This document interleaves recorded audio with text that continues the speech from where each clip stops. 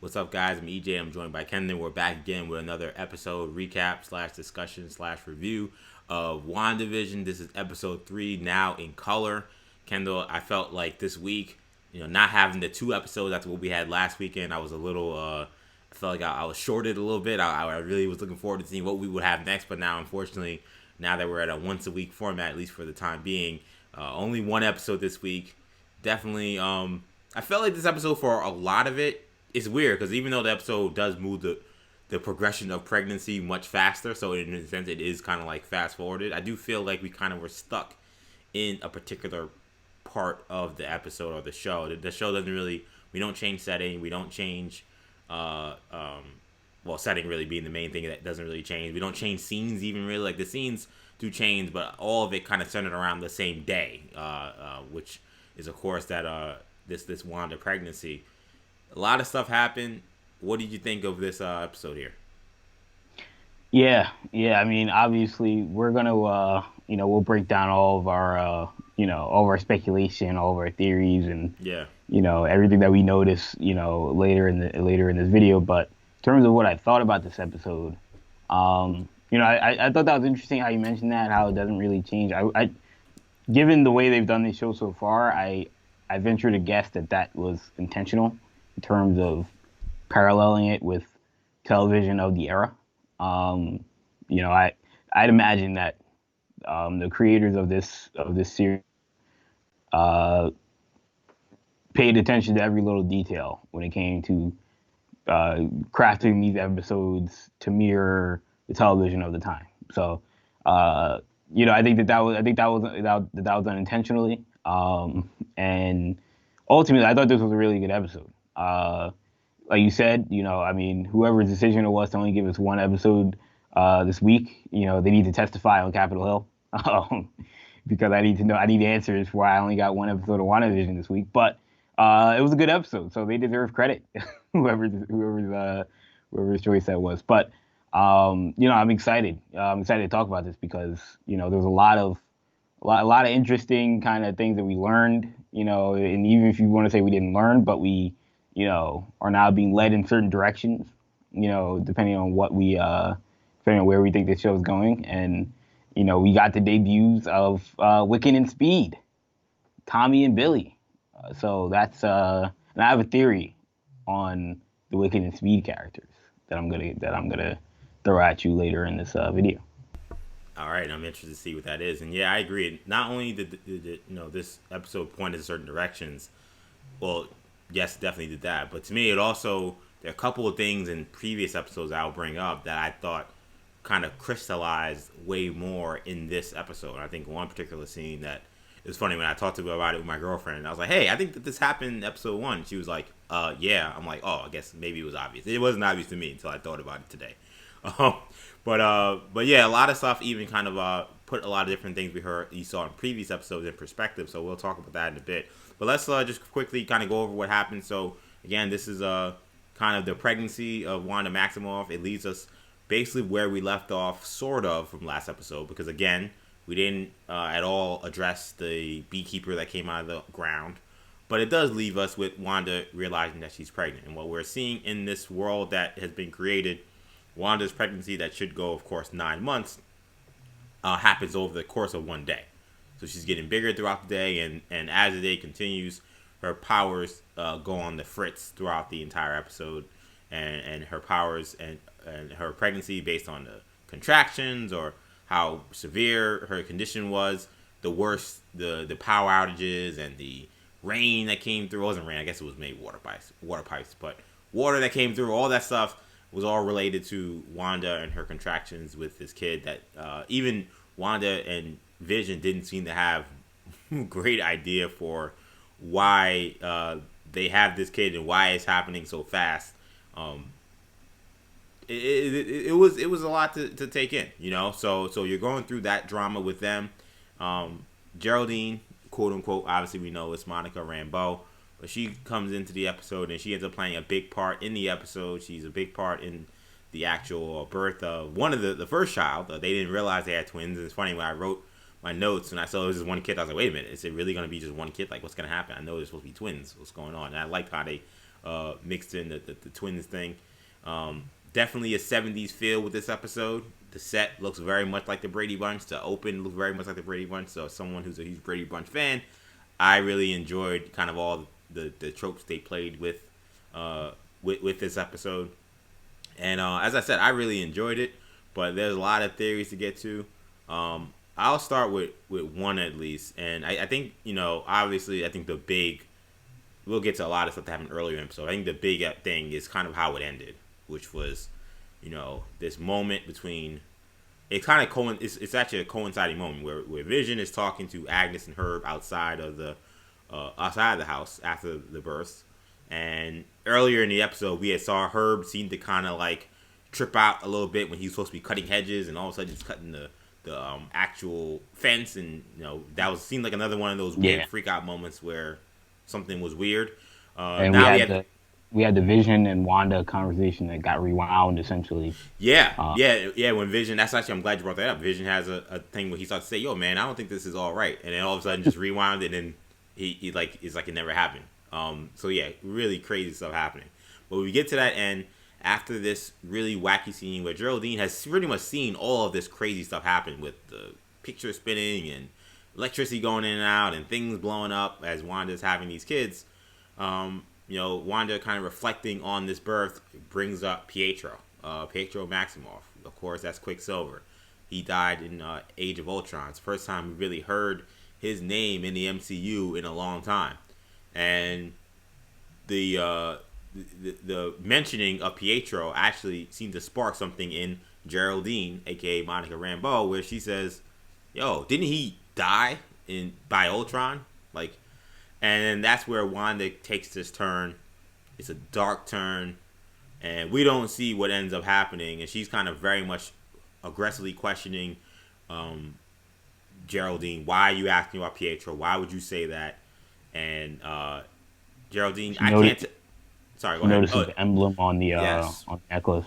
Yeah, she notices that she's wearing she I don't know if she knows this sword. She doesn't. I don't think she knows this sword, but she's wearing a sword emblem on her necklace. And she questions her about the necklace, and clearly she starts to become suspicious.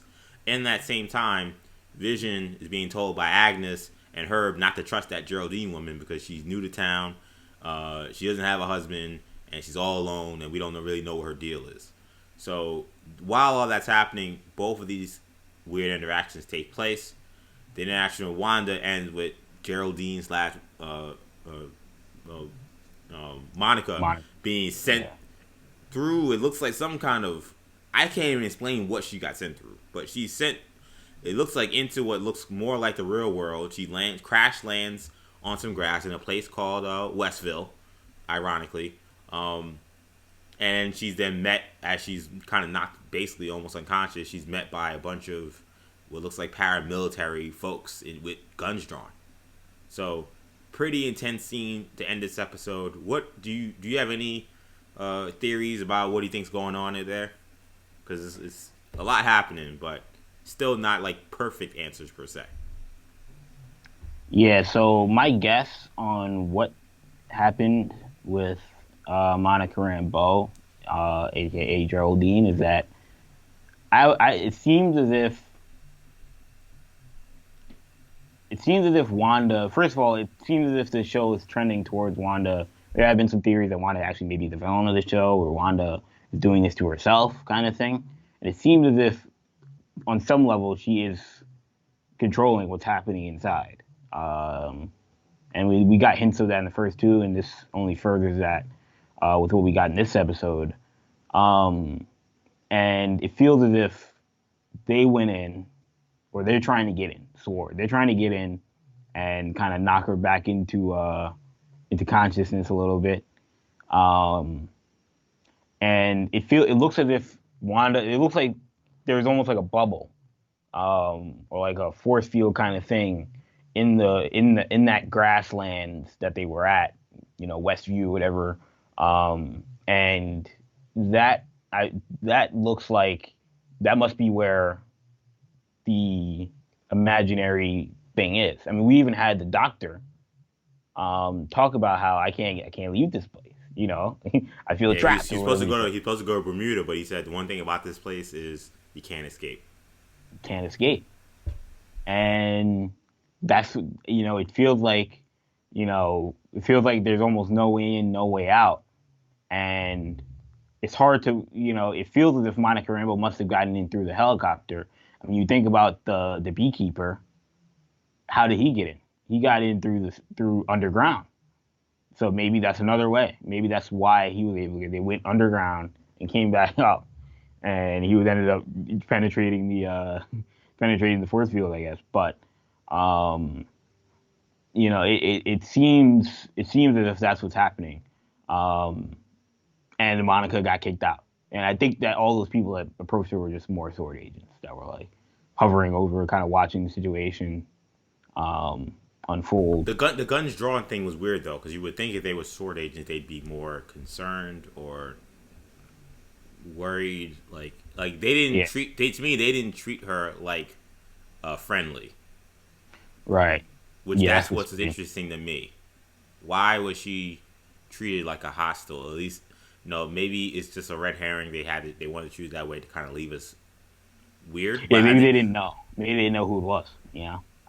that's true too. Um, you see something flying, then you're like, you're on edge. You're kind of bugging out. So that is one possibility. Yeah. Um, what do you think would happen with that conversation with Agnes and the other dude? Herb, yeah. I mean, that's the weird thing is that they're kind of whispering to each other in a way in which we had not seen any of these characters interact outside of Wanda and Vision, and clearly. So what I thought was happening, I don't think is happening. I first thought that I don't know what Agnes's deal is, but I thought that everyone in that world were like sword agents to me.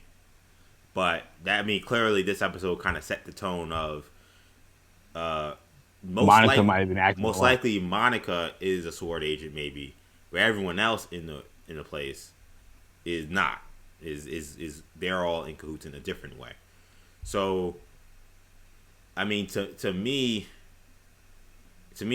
that might have been their first iteration of them really understanding the gravity of the situation, that someone has and is infiltrating their world that's been created, and What this were was they their saying way again? to. Were they saying they were like telling Herb was about to tell him like where blank, right? Yeah, he said. Yeah, he was saying. I wrote it down. He said before he didn't elaborate. He said we're all, and he would never elaborate, and he And never elaborated. He said, "All right, take care," and that was it. is there a chance that all those people are dead?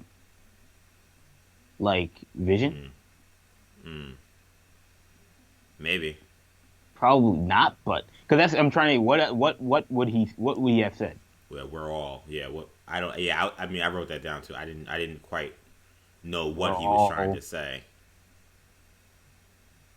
I'd have to go back and kind of see that scene play out again.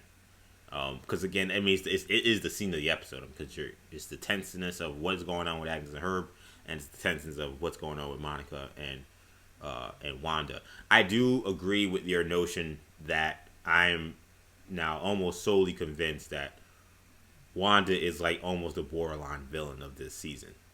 I think that she's probably almost certainly being controlled, probably, but she might not be. I mean, there's a chance she might not be. I mean, again, this is a character with a history in the comics of mental illness, so she very well could just be tripping, for lack of a better term, to put it kind of like facetiously. But like Right. to me, this could all be her, and the reason why I say that is because I am now convinced that she was choking Mr. Hart in season 1. I mean, episode 1. I'm sorry, because Really? the same tone she takes with Vision, which is like Vision help him, is the exact same tone she took when she said to the beekeeper no, and when she said to Monica, what are you talking about? Why would you Yeah. say that? It's like it's like a mode that Wanda transitions from, and to me when I saw her go in that same mode again, obviously the beekeeper is only a 1 word line, but to me that scene reminded me most of episode 1 with Mr. Hart. Now, why someone that is, I don't know. Maybe Mr. Hart is also a sword agent, and we don't know. But but that's the question I would have is why would she choke out someone that's part of her world? That was the thing that was a little confusing because in that Yeah. moment, remember, Mr. Hart, Mrs. Hart wasn't pressing them on like what their story was. Remember, she was like, just leave them alone, like whatever, like they'll get it together, or whatever. But he was the one like, yo, what the heck? Like, no, that makes like I should be able to know what. How did you guys meet? What's going on? Why is this so weird? And that's when Right. he starts choking, and he's choking. Good point. Wanda's just letting him chill. He's like, yeah, die, fam. And then finally, she's like, Vision, help him. But like, it's the same kind of like stern voice, same kind of like, you're gonna do this now, and this is how it's gonna be done. And to me, like that was the scene that when I said I watched this episode, I was like, that last scene took me right back to that episode, and I was like, oh, I think she's creating a lot more of this stuff that's happening than maybe we think. I almost kind of question if she even cut Dottie's hand, because that to me also was a tense scene. And while we don't see her take that no kind of like crazy, weird, different tone or approach, you know, that is another scene where, you know, not that Dottie was pressing her, but she got annoyed, and now the person got hurt. The person that was annoying her. Right. So I don't know. That's a theory I'm working on. I think that to me, she's the driving force behind a lot of this. Now the question is, who, if anybody, is pulling her strings, or what is the influence she's under that's making her do this? Is it just grief? Because it could be just grief, or is it a nightmare? Is it a Mephisto? Is it someone like that? And that's the question. I just don't know I don't know the answer to right now. Right. It feels like there probably is somebody in the background that's manipulating stuff. We still haven't seen Ralph, No. the husband Ralph, Yeah. which to me is still suspicious because we've seen everyone else besides him. And this guy claims to be a character in the universe. So that's bizarre to me. We're continuing to get scenes of Vision doing things outside of Wanda. And that to me is also interesting. This idea that it's all Wanda's imagination. Is Vision still alive? Like, if this is all Wanda's imagination, then she wouldn't be, unless she's so powerful. And it's weird because individually create people. And it's weird though. The only reason I say something real quickly is the reason why that's weird is because yes, he does have his own kind of story arc, his own thing he does outside of Wanda's perspective, but he doesn't have the control Wanda has clearly because again, he's the one that starts saying these questions about what's going on, and they're like, rewind, and like I love the effect in that. Like this was a lot different than last episode. It was like way more like kind of like drawn out for you. Like you could watch it, you could have thought it was like a mistake. Because I thought it was a mistake. Yeah, I was writing, I was typing, and I was like, what the heck just happened? Like, oh, snap, she just did that. I'm assuming she must have just did that. That was kind of crazy. But yeah, so he doesn't have that same control. I mean, he's in the universe, and he has things happen to him, and he seems to be under the same kind of like spell, quote unquote, that Wanda's in. But the sense of control that Wanda has, he does not have.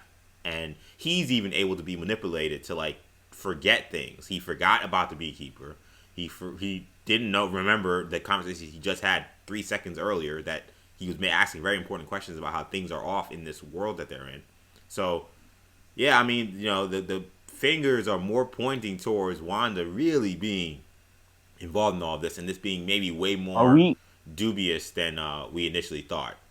Do you think that we're going to get a flashback episode to before any of this happened? A whole episode is a lot. So now that I was kind of on the fence of where we started. To me, okay, we're clearly in the 70s here. So okay, I'll do our game we did last week with the year. So we're at episode 3. That was 70s. So we had episode 4 80s, 5 90s, 6 2000s, 7 2010. I mean, so like 7 they could do 7, 8, 9 or real time. Yeah, they could do 8, 9 real time. Right, and so to me, like, could one of those episodes be just a total flashback episode? Possibly, because like I've said, I mean, the TV spots or the internet spots that you see that are on the show, I mean, there are clearly a lot of scenes of them just in the real world, just doing normal, regular stuff. So, I mean, it's very possible. I think that one of these episodes could be a flashback. Because we need explanations as to who all these people are, why any of this is even happening. If we just get into it and she has to explain everything, you could do that. But I actually think the show would be better served showing us everything that happened. Um, Agreed. you know, let me let me get to my. Well, first of all, I want to ask you about the commercial. You know, we had Hmm. the Hydra Silk. Oh, I want to talk about this commercial. Yeah. What do you got on the commercial? What do you got on the commercial? So I don't know if you've I haven't seen seen, it, but but and you'll love this because we love this show. But the commercial appears to be a callback to an Agents of Shield episode because interesting. if you remember the framework, and sorry for the people who don't watch Agents of Shield who are watching this review, but if you remember the framework episode, and the agent Coulson, that's a teacher, and he's talking about that world that Hydra's created. Remember, he goes on about the soap that they're using, how it's infiltrating. It's the blue soap that they're using that's infiltrating people's bloodstreams and making them compliant with Hydra. Right. It's to me just hook, line, and sinker for that's a call to. It's clearly a Interesting. call to that. And I mean, is it just an Easter egg they want to throw in there to have fun and shout out a show that we're not going to see anymore? Maybe, but that's a really deep pull. Like, And you know, it, I we know I've Feige heard really some hasn't been he speculation. hasn't been too keen about anything involving that show. But that's the only reference to that show. That's the only reference that makes any sense to that soap commercial. Yeah. The we I heard another take on this on that commercial that referenced the end line, the tagline at the end. You know, like unlock the goddess within. Some people are wondering, is that a tease to mutants? Because obviously she's the daughter of Magneto. She has these powers, obviously, or we would assume. We know she has powers, but if she is a mutant, maybe this could be a reference to unlocking that X gene inside of you, those mutant powers. That that's another angle that you could certainly take that. And if I'm not mistaken, and I know again, I know Wanda's story been written, rewritten a bunch of times. I think technically right now she's not a mutant, quote unquote. But I think in terms of how we envisioned her, maybe before the last 10 years or so, Wanda's an Omega level mutant. I'm almost Yeah, certain. yeah, she is. So when you I was say just talking the about that. goddess Yeah, within, I mean, even if you're saying, okay, well, we already know she has powers, but that Omega level is obviously a different level of power. And what we're seeing with this whole season is we've never seen Wanda have wield this kind of power she's doing. Even when this episode where the powers are in the fritz, where things are turning into birds and crazy stuff. I mean, we've never seen her do that watching any of these Avenger movies. I mean, she's able yeah, to move things and create, but like this idea of creation that she has is brand new, and it's something I don't think really any of us. I mean, I won't say any of us, but I mean, we haven't talked about it much. I haven't really seen a lot of people who have been talking about this show really discuss. We're familiar with Wanda having these abilities because we know what Wanda is capable of in canon, but this is not at all anything she's been shown to be capable of in the Marvel Cinematic Universe canon. no, she had fairly basic powers. You know, Yeah, we knew she was powerful, but um, she was still a beginner, obviously when we first saw her, and now she's doing stuff like this. That's like it's universe bending. We didn't know about all of this. yeah. This Um, this is new. This is new territory. So we have to ask the question: well, why does she have this kind of power? How does she have this kind of power? Um, yeah, is this even her power? I mean, again, like if she's in a world where someone's created it for her, then technically she could just do whatever she wants. I mean, this might not necessarily be her powers, quote unquote. And I'm just being theoretical here. I think that these are her powers, but in theory, if you make a deal with Mephisto says, I'm gonna let you do whatever you want. I mean, you could make your powers whatever you want in theory. yeah. So that's where And we know it's a she's in lot Doctor happening here, man. Strange too. Yeah. Like she's a villain of Doctor Strange too. I don't know. I I mean, mean, we'll I mean, I've started to really consider that she might be the villain of Doctor Strange too, because we have see. not heard anything about a casting for a villain. No, Um, we know that we're almost certain that Tom Holland's going to be in it. I don't think it's been completely confirmed, but we know he's going to be in it. but we've heard very little about who the villain is and what other castings are in the movie outside of the people that we know. Wong, Mordo, and then obviously we're almost certainly gonna have Tom Holland. We know Elizabeth Olsen's in the movie, but they've never gone any further about who else is in the film. And it's interesting. Wanda is a character, and it's funny when I think about. I think we and you both been on the same wavelength about this idea that Wanda may be turning heel here. I mean, when we last saw Wanda, now to be fair, she was the funeral. She was like normal, but when we last saw Wanda in action, she didn't. In the wrestling term, she didn't look like a baby face. I mean, the way she was coming at Thanos was with a very cutthroat, I'm coming to take you out vibe, an energy that we had not seen from her. Obviously, she's grief stricken. She's devastated. But sometimes, someone just go under, like in wrestling again. Sometimes someone undergo a different look, and that look just in their face or anything, you could tell, oh, this is not a baby face anymore. This is a heel. This is not a hero. This is a villain. And when I think about that scene, which I saw recently because they had the Heroes episode for Marvel Heroes. Well, that's what it's called, right? I forgot what the show they called. Marvel Legends. Legends, there, sorry. When I saw the Marvel Legends and I saw that scene again, and you see how she looks. I mean, she don't look like a hero in that scene at all. Yeah. So who's to say that Wanda, who has a very complicated history and a history where she has done terrible things, even post being a hero, post the Brotherhood of Mutants, who's to say she isn't turning heel right now in front of our eyes? Yeah. There's one more thing before I get to my speed theory or my Wiccan speed theory. But we have, first of all, it is quick. It like Nick Fury is almost clearly associated with Sword, right? With the Monica and Rambeau connection. I am like pretty certain. And yeah, when you consider Monica, why is she in Sword? Because she would know Fury would have known her for a while. Yeah. So that seems to be what we saw at what was it, the end of what was the movie where we saw him? Was it Endgame or I don't even remember. Spider-Man? Or was it Captain Marvel? The movie where we saw him in Endgame. No, sorry, Spider-Man. That was Spider-Man. Yeah, because remember we realized that he's a Skrull on Earth, but in space he's in space. Right. Right. Yeah, there you go. That's what it was. Yeah, Spider-Man. That was almost certainly them setting up Sword. I almost want to rewatch that scene again, but which I found interesting. But on the Wiccan and Speed thing, obviously this is going to be really cool to have them introduced. I'd imagine it sounds like from what I've seen, like each decade, like they'll just be getting older.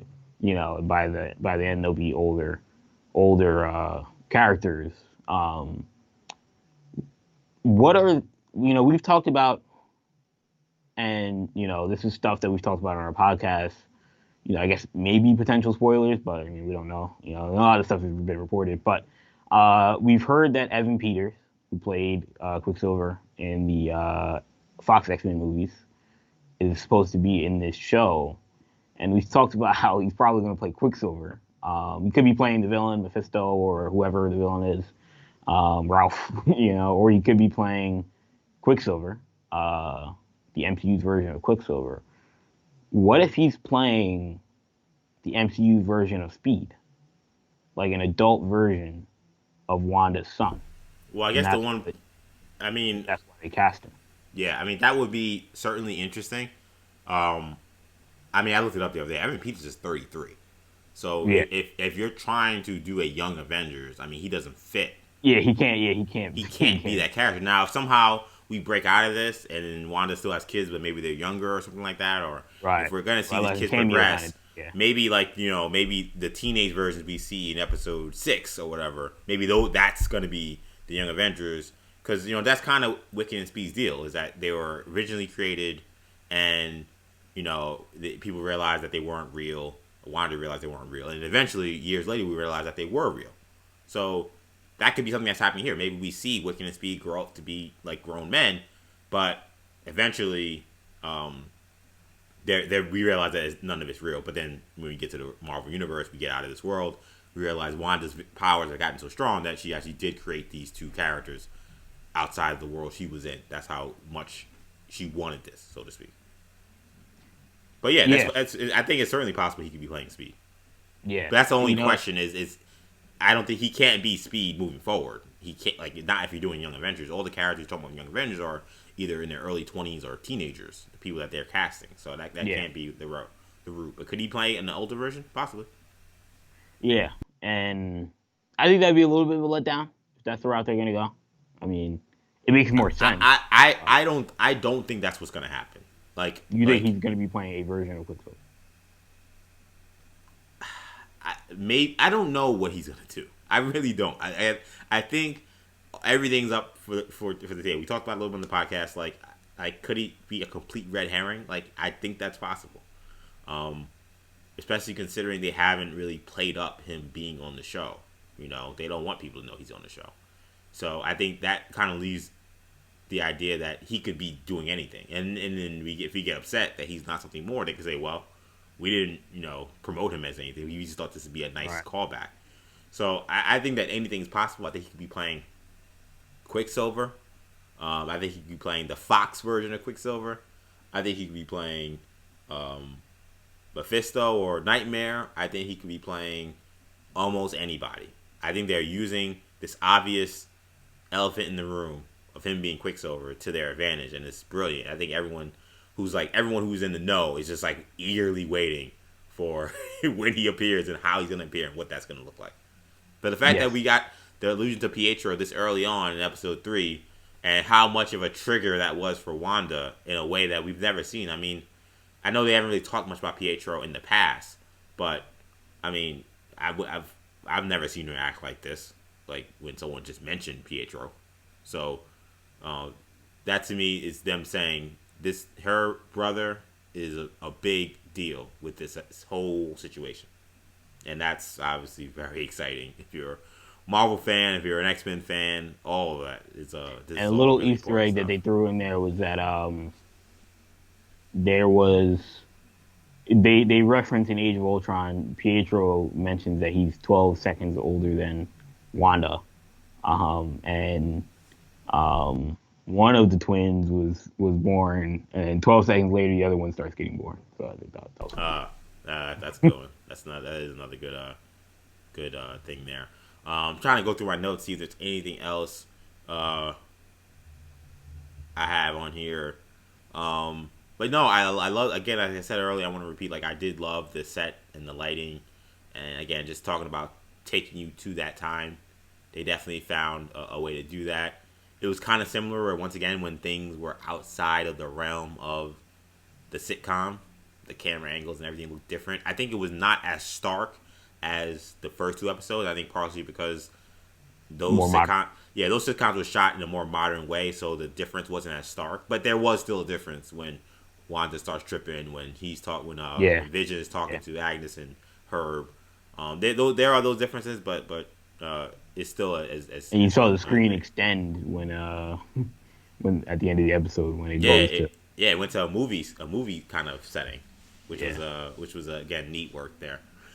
This show is certainly a student of the game, and that's what I really like about it, and it continues to be a student of the game. This episode was like a lot of build up to a pretty great end, but because it was a lot of build to a great end, part of me is like, man, we need to have more than this. It sucks. It really is a blow. That they do this week to week thing, and I know it's great for us to be able to do these kind of reviews, but it's like so different than The Mandalorian. Like The Mandalorian doesn't tease every single week what's coming up next. This show is like, this is unraveling one giant conspiracy. You kind of wish you could just do it all in one night. Yeah. So it's tough, man. It's tough. It sounded good it sounded better on paper than it is in practice. Yeah, but in one sense, if we're this clamoring this much for more content, I mean, then they're doing something right, clearly, which is definitely something they gotta speak to. One thing I will say, I did write down who's Mr. Haddix.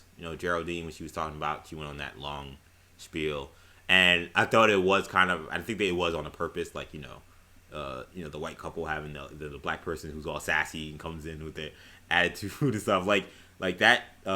Geraldine didn't act like that in the first episode. And here she is a whole different kind of character. She's very much like a lot of the female black actresses of those 70s sitcoms. So I thought that that was actually like funny that they advanced her character to be what she was in this episode. But I did kind of wonder if there was something to this boss she has, Mr. Haddix. And whenever I hear names that of people we've never been introduced to, I'm gonna take note. So I took note of Mr. Haddix. Is that someone who works for Sword? Is that someone who I should know about? Because she went on and on about this ridiculous story of whether she's gonna get fired or get a promotion. She ended up getting a promotion, but that I did write that down. Something that I thought was of note. But I think we're at the point. I think we covered almost everything. I'm sure there's plenty of stuff that will be talked about, and that's one thing I'm seeing. Like stuff that people keep picking up on stuff even during the week, past the weekend from things that they're seeing.